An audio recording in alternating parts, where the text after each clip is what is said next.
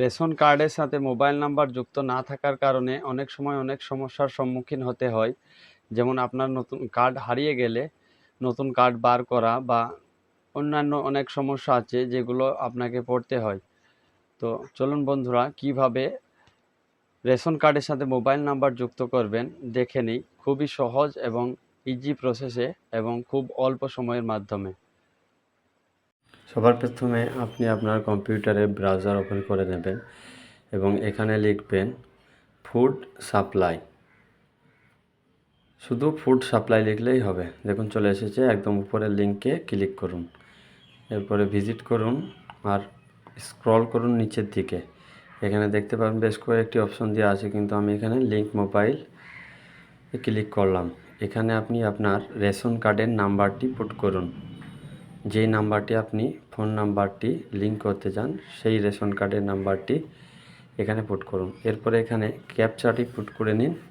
তারপরে নিচে দেখবেন এখানে লেখা আছে সার্চ বা অনুসন্ধান, এখানে ক্লিক করুন।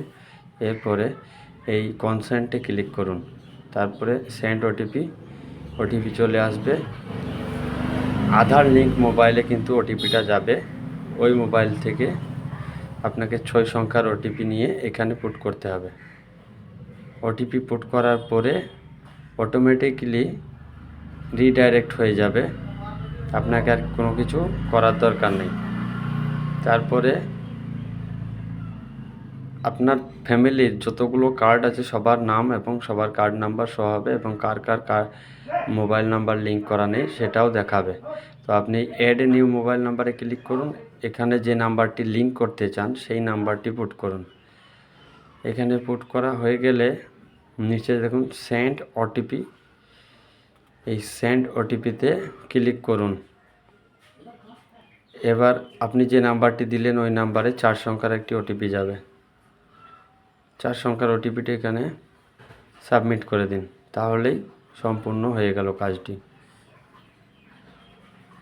এরপর আর কিছু করার নেই। এরপরে আপনি তো বন্ধুরা, এই ছিল আজকের ভিডিও। যদি আমার ভিডিওটি ভালো লেগে থাকে তো চ্যানেলটিকে সাবস্ক্রাইব করবেন। যদিও আমার চ্যানেলটি খুব নতুন এবং এটাই আমার চ্যানেলের প্রথম লং ভিডিও। পরবর্তীতে আমি আপনাদের মন পছন্দ বা এর থেকে ভালো ভিডিও করার চেষ্টা করব।